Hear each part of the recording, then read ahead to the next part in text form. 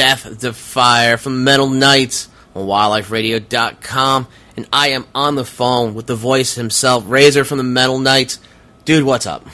How you doing, Sicko? It's good to be on.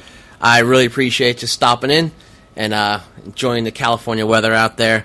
For all you people who don't know, haven't come out from under your rock yet, myspace.com/Metal Knights Music. That's where you can go check them out. And so, man, tell us a little about the band. Well, we've been together for, a few years now, and things are starting to go our way, I think, and we've been working very, very hard this last year on the new album called World of Forever, with Craig Goldie of Dio producing. Awesome. And doing some co-writing with us. So it was a very interesting year for 2008 and early 2009, finishing up the CD. And now it's done, and, things are starting to progress for the band, and it's been a great time. The last year was, incredible for us. We won some awards, and things were happening, and the band musically is firing on all pistons right now. So it's a good time to be a Metal Knight. Oh, definitely. And how long you guys were together? Started 2007, I believe. Yeah, we actually started forming the band in late 2006. Okay. But we played out. I think the first time was in early 2007. And then we were doing some recordings and things like that, and just slowly progressing. And it was at a benefit concert that we did for the famous metal and hard rock radio DJ Ton Mastery, who passed away in 2007. She was a friend of mine, and a friend of many, I mean, just you name a metal musician, they've been, through her doors and on her radio shows over the years. And her sister contacted me, we got in touch, and it was something like, we got to do something for her now to try to save her life. So we put together some concerts and things like that, and, hooked up with Simon Wright, formerly AC/DC, now with Dio, and Craig Goldie, and they came to the show along with Terry Ilias of XYZ and Tony Montana from Great White, and we had this all-star jam at the end of the night. It was great. We raised, several thousands of dollars for her. Very cool.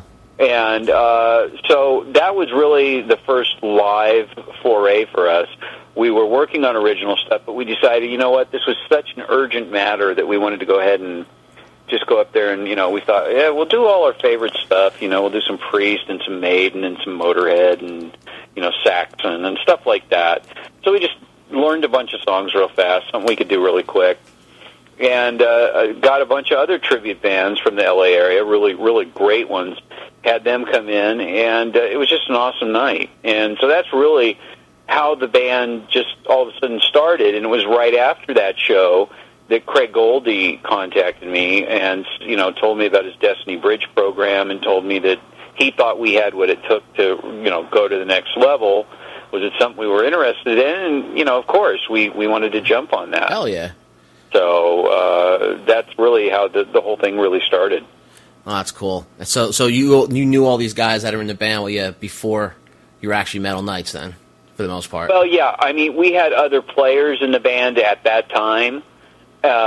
These guys were great. They were really good musicians, but I don't think they were really ready for going into what original music really, the devotion it takes, right, hours it takes, lots it takes of hours over your life, pretty much. And if you want to really do it right, and I just really wanted to do it right. This was a big second chance for me personally. And I wanted to do it right, and so I ended up, I'm a very good friend of Rudy Sarzo, nice. And Rudy introduced me to a great guy named Dave Krause, who is the drummer of Metal Knights. And, we were at the NAMM show one year, and the drummer that we had at the time up in the day after the NAMM show up and quit, and Dave the day before had said, if you know anybody that needs a drummer, I'm looking to start playing, with somebody new. And when our guy quit, I just called Dave 5 minutes later, and I said, okay, let's do it. Let's play, and let's reform the whole band. And that's exactly what we did. And he brought in a couple of great players. We found a couple more through some trade magazines that we put ads out in and stuff. And, when we all came together, it just really meshed, and that's been the unit ever since. And, it's great to work with guys that are drama-free.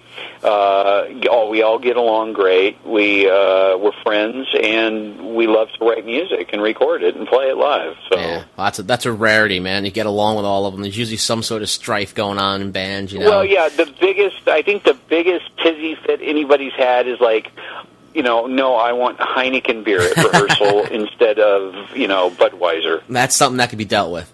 Yeah. It's not that hard. Yeah, so, that's cool. That's about as hot and heavy as it gets in this band. Dude, consider yourself lucky, Yeah, truly. I've been doing this for a long time, and I'll tell you, compared back to when I was singing in the 80s, this is a walk in the park. Yeah. So I was reading on your bio on your website, themetalnights.com, that at the age of 7 you were doing stage plays, like Oliver Twist and whatnot. Right. From growing up, what moment in your life, was it a concert, a video on MTV, did you say, I want to be a rock star?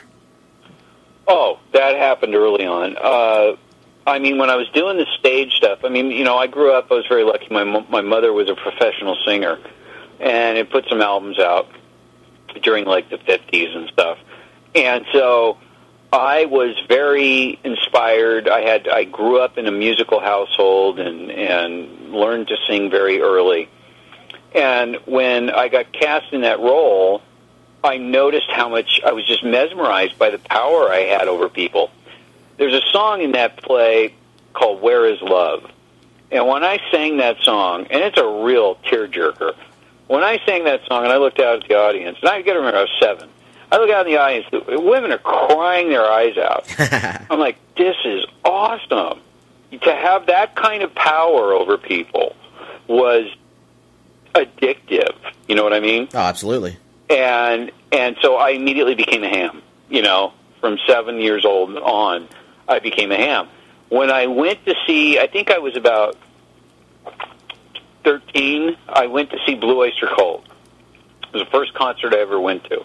And I went with 2 of my friends, and we went and saw them, and they were, this was like during the Agents of Fortune tour and stuff like that. Right. When I went and saw them, they were godlike back then, and they still are, but this was like the pinnacle of their career, I think. And when I saw them, I was just like, oh, God, I want to do that. That is what I want to do.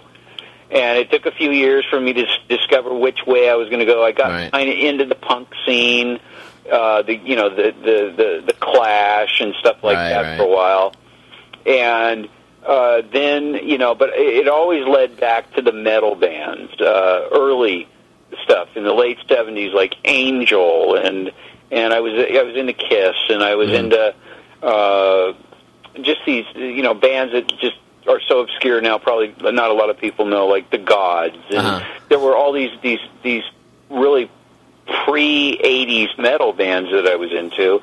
And then when I heard Judas Priest, when I heard when Hellbent for Leather came out, a guy I was playing with in a band, a Japanese kid, he would go over to Japan over the summer and bring back all these imports, and he brought back Hellbent for Leather and gave it to me.